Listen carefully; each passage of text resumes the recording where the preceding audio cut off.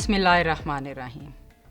अज़ीज़ तलबा, हम गैर रस्मी तालीम में रहनुमाई और मुशावरत, जिसका कोर्स कोड 109 है, इसके प्रोग्राम के आखिरी यूनिट नंबर 9 तक पहुँच गए हैं। ये programme diploma literacy and non formal education का एक हिस्सा है। तो आएँ देखते हैं कि यूनिट नंबर 9 में क्या है। गैर रस्मी तालीम में रहनुमाई और मुशावरत के मसाइल और चैलेंजेस क्या हैं। अज़ीज़ तलबा, गैर रस्मी तालीम में रहनुमाई और मुशावरत के शोबों को आम तौर पर रस्मी स्कूलों की तरह सहूलियात मुयस्सर नहीं होती हैं, इसलिए अक्सर वहाँ पर जो बेसिक स्ट्रक्चर है वो ही नहीं होता है। तलबा की तादाद मुख्तलिफ बैकग्राउंड के साथ, मुख्तलिफ ज़रूरियात के साथ है। जो अमला होता है वो उस हद तक तरबियत याफ्ता नहीं होता है। इसकी वजह से बहुत सारे मसाइल पैदा होते हैं। इन मसाइल की नोयत ना सिर्फ मकामी बल्कि इलाकाई और आलमी सतह पर भी मुख्तलिफ होती है। यही वजह है कि रहनुमाई के अमल के दौरान पेश आने वाले चैलेंजेस को देखा जाए ताकि पॉलिसी साज, असातिज़ा, मुशीर इनका बेहतरीन हल तलाश कर सके। तो आएँ देखते हैं कि इस यूनिट के बुनियादी मकासद क्या है। अज़ीज़ तलबा, गैर रस्मी तालीम के तनाज़ुर में रहनुमाई और मुशावरत के अमल को दरपेश मुख्तलिफ चैलेंजेस और मसाइल की निशानदेही और वजाहत इस यूनिट का अहम हिस्सा है। इसके अलावा तकर्रुरी रिप्लेसमेंट के अमल के दौरान पेश आने वाले मसाइल और उनके असबाब को हम समझेंगे। माशरती रवायात, सकाफ़ती अवामिल की रहनुमाई और मुशावरत के अमल पर होने वाले असरात का जायज़ा लेंगे। इसके साथ हम ये देखेंगे कि मुख्तलिफ सीखने वालों की क्या ज़रूरियात हैं और मुशावरत के लिए हमारे पास कौन सी मुख्तलिफ अक़साम और असलूब हैं। तकर्रुरी मसाइल के मुमकिना हल तलाश करने के लिए मुतबादिल हिकमत अमलियों और अमली तरीक़ों की अहमियत को समझ सकेंगे। और इसके साथ साथ हम देखेंगे कि जो हासिल शुदा इल्म की रोशनी में गैर रस्मी तालीम में रहनुमाई और मुशावरत की खिदमात को ज़्यादा मौसर बनाने के लिए क्या तजावीज़ हैं। ये तो इस यूनिट के मकासद हैं। जब हम प्लेसमेंट की बात करते हैं तो सबसे पहले देखते हैं कि प्लेसमेंट या तकर्रुरी होता क्या है। तकर्रुरी से मुराद वो अमल है जिसके ज़रिए तलबा या सीखने वालों को उनकी सलाहियतों, दिलचस्पियों और ज़रूरियात के मुताबिक मुनासिब जगह या शोबा मुंतखब करने में मदद फराहम की जाती है। इसका मकसद ये होता है कि फ़र्द अपनी सलाहियतों को बेहतरीन तरीके से कैसे इस्तेमाल कर सकता है कि वो अपनी ज़ाती पेशा वराना ज़िंदगी में कामयाबी हासिल कर सके। तकर्रुरी के मराहिल क्या क्या हैं। नंबर 1, तलबा की शनाख्त और मालूमात का हसूल। सीखने वाले की ज़ाती, तालीमी और समाजी पस मंज़र के बारे में तफसीली मालूमात को जब इकट्ठा किया जाता है तो इसकी बेस पर हम ये जायज़ा ले सकते हैं कि उसकी क्या क्या सलाहियतें हैं। और सलाहियतों को जायज़ा लेने के लिए हम ये देख चुके हैं गुज़िश्ता यूनिट के अंदर और प्रोग्राम में कि टेस्ट, मुशाहिदात और इंटरव्यू के ज़रिए सीखने वाले की ज़हनी, जज्बाती और समाजी सलाहियतों का तजर्बा किया जाता है। तरजीहात और दिलचस्पियों का जायज़ा लिया जाता है कि सीखने वाले की दिलचस्पियाँ और रुझानात जानने के लिए रहनुमाई और मुशावरत किस तरह से मदद कर सकती है। फिर मुनासिब इख्तियारात की वजाहत की जाती है कि हासिल शुदा जो मालूमात हैं उसकी बुनियाद पर हम सीखने वाले को या लर्नर को मुनासिब तालीमी और पेशा वराना राय कैसे तजवीज़ कर सकते हैं। फिर इसके बाद फ़ैसला साजी में मदद करना। सीखने वाले को मुख्तलिफ़ इख्तियारात के फ़वाइद और नुकसानात समझाकर बाखबर करना कि फ़ैसला करने में रहनुमाई कैसे करनी है। नताइज का जायज़ा लेना और फिर उसको फॉलोअप करना। फ़ैसला लेने के बाद सीखने वाले की तरक्की और कारकर्दगी का जायज़ा लेना कि क्या जो मशवरा दिया गया है उसके मुताबिक वो काम اور کامیابی کو سمیٹ رہا ہے یا نہیں، اور جہاں ضرورت ہو اس کو مزید رہنمائی فراہم کی جائے۔ آئیں دیکھتے ہیں کہ اس تقرری کے دوران کون کون سے اہم مسائل ہیں اور ان کے ممکنہ حل کیا ہیں۔ جیسے کہ آپ نے دیکھا کہ سب سے پہلے معلومات کو اکٹھا کرنا، لیکن بعض اوقات کسی بھی وجہ سے معلومات مکمل طور پر دستیاب نہیں ہوتی ہیں، اس لیے کوئی بھی فیصلہ کرنے سے پہلے جامع معلومات کا حصول بہت ضروری ہے۔ علم کی دلچسپیوں کا ابہام، طلباء کی دلچسپیوں کا اندازہ لگانا۔ بعض اوقات طلباء کو جو وہ کہتے ہیں اس کے مطابق ان کی شخصیت اور مزاج نہیں ہوتا ہے، تو اس لیے صحیح اندازہ لگانا کہ ان کا کیا انٹرسٹ ہے۔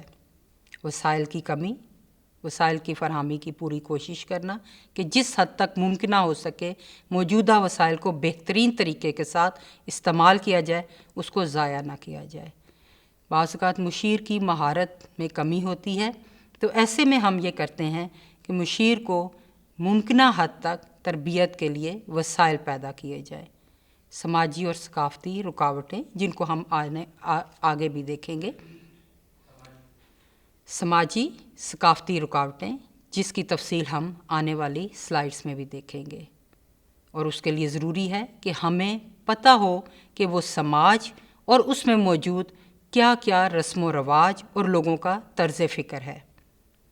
مالی مسائل، معاونت فراہم کرنا، جس کے ذریعے ممکنہ طور پر مالی وسائل کے حل کے لیے، چاہے وہ پرائیویٹ سیکٹر ہو یا پبلک سیکٹر ہو، جس طرح ممکن ہو سکے وسائل کو میکسیمم لے سکے، حاصل کر سکے۔ روزگار کے مواقع کی کمی، روزگار کے مواقع کا فروغ دینے کی کوشش کرنا۔ بعض اوقات زبان اور رابطے کے مسائل ہوتے ہیں اور تعلیمی اداروں کا آپس میں بھی عدم تعاون ہوتا ہے۔ ایسی صورت میں کوشش کی جائے کہ بہترین رابطہ کاری کے اصولوں کو اور طریقوں کو اپنایا جائے۔ عزیز طلباء، سماجی روایات اور رہنمائی بھی ایک اہم چیلنج ہے۔ آئیں دیکھتے ہیں کہ سماجی روایات کا مفہوم کیا ہے۔ سماجی روایات سے مراد وہ طرز عمل، رسومات، نظریات اور اصول ہیں جو کسی بھی معاشرت میں مقبول اور رائج ہوتے ہیں۔ یہ روایات خاندان، مذہب، طبقاتی نظام، علاقائی ثقافت اور سماجی ڈھانچے سے اخذ ہوتی ہیں۔ ان کا اثر فرد کی سوچ، فیصلوں اور عملی اقدامات پر گہرا ہوتا ہے، اور طالب علم اسی سماج کا حصہ ہوتے ہیں اور یہ اثر وہ لے کر آتے ہیں۔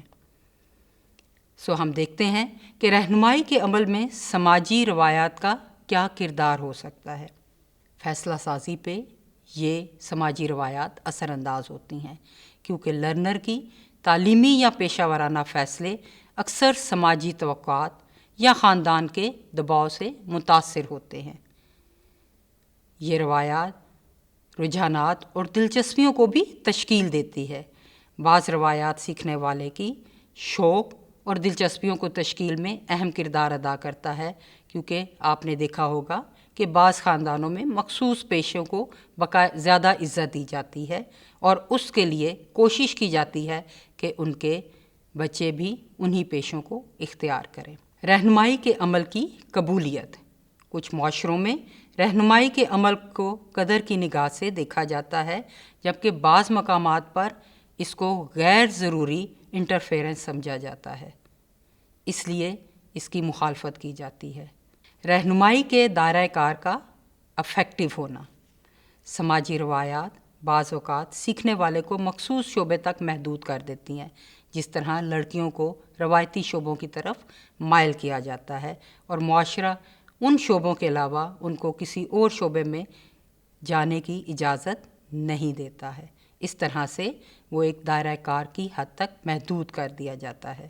سماجی روایات کی اقسام اور ان کے اثرات۔ عزیز طلباء، ہم دیکھتے ہیں کہ سماجی روایات کیا ہیں اور یہ کس طرح سے اثرات پیدا کرتے ہیں۔ خاندانی سطح پر فیصلہ سازی میں والدین یا بزرگوں کا کردار بہت اہم ہوتا ہے۔ بعض اوقات فرد کی ذاتی دلچسپیوں تک کو نظر انداز کر دیا جاتا ہے۔ اس طرح سے خاندانی روایات جو ہیں وہ طلباء کے مستقبل کے اور پیشہ ورانہ رہنمائی میں اثر انداز ہوتی ہیں۔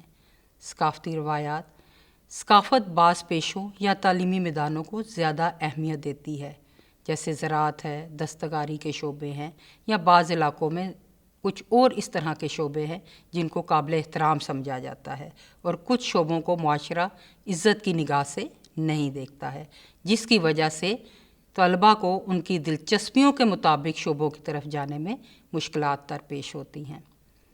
مذہبی روایات، مذہبی اصول بھی سیکھنے والوں کے لیے تعلیمی پیشہ ورانہ فیصلے پر اثر انداز ہوتے ہیں۔ بعض اوقات کچھ پیشے ایسے ہوتے ہیں جو کہ مذہبی اقدار کے مطابق زیادہ اہمیت کے حامل سمجھے جاتے ہیں، اور معاشرہ کوشش کرتا ہے کہ اپنے افراد کو ان پیشوں کی طرف لے کر جائے، لیکن تمام افراد ان پیشوں کی طرف تو نہیں جا سکتے۔ ایسی صورتوں میں دیکھنا کہ طالب علم کی دلچسپیاں کیا ہیں، اس کی صلاحیتیں کیا ہیں، اور اس کے مطابق اس کو آگاہ دینا۔ معاشرتی درجہ بندی، طبقاتی نظام یا سماجی اسٹیٹس بھی بعض اوقات سیکھنے والوں کی رہنمائی کو محدود کر دیتا ہے۔ سماجی روایات کی وجہ سے جو درپیش مسائل ہیں، جیسے آزادانہ فیصلہ سازی میں رکاوٹ، جس میں سیکھنے والے کو اپنی دلچسپی کے مطابق شعبہ منتخب کرنے کی آزادی حاصل نہیں ہوتی۔ سماجی توقعات کی وجہ سے بعض پیشے یا شعبے ہی مقبول سمجھے جاتے ہیں، جس کی وجہ سے پیشہ ورانہ مواقع محدود ہو جاتے ہیں۔ جب فرد کو اپنی دلچسپیوں کے خلاف فیصلہ کرنا پڑتا ہے تو یقینی طور پر ذہنی تناؤ کا شکار ہو جاتا ہے۔ اس کے ساتھ ساتھ دلچسپی کے بغیر منتخب شعبے میں فرد کی کارکردگی بھی متاثر ہوتی ہے۔ آئیں دیکھتے ہیں کہ ان مسائل کے لیے ہمارے پاس کیا تجاویز ہے۔ آگہی مہمات، اویئرنیس کمپین، جس کے ذریعے سیکھنے والوں اور والدین کے لیے ایسے پروگرام مرتب کیے جائیں تاکہ وہ روایات کے دباؤ سے آزاد ہو کر فیصلہ کر سکیں کہ ہم نے کس شعبے کی طرف جانا ہے جو ان کے مزاج کے مطابق ہوں۔ پھر اس کے ساتھ ساتھ مشیر کی تربیت، مشیر کو تربیت دی جائے کہ سماجی روایات کے اثرات کو سمجھے اور سیکھے کہ کس طرح سے لرنر کو اس کی انفرادی خصوصیات کو مد نظر رکھتے ہوئے وہ بہترین رہنمائی دے سکے۔ ثقافتی حساسیت، رہنمائی کے عمل میں مشیر کو مقامی ثقافتی روایات کی حساسیت کو مد نظر رکھنا ضروری ہوتا ہے۔ متبادل راستوں کی وضاحت، مشیر کو سیکھنے والوں کے لیے متبادل راستے اور امکانات کو واضح کرنا ضروری ہے تاکہ وہ لرنر کو معاشرتی دباؤ سے نکال سکے۔ اب بات کرتے ہیں مشاورت کے لیے کیا کیا چیلنجز ہیں۔ جیسے ہم نے بات کی ثقافتی حساسیت، رہنمائی اور مشاورت میں یہ ایک بہت بڑا چیلنج ہے، کیونکہ بعض اوقات مختلف معاشرتی پس منظر رکھنے والے سیکھنے والوں کو سمجھنا بھی مشکل ہو جاتا ہے۔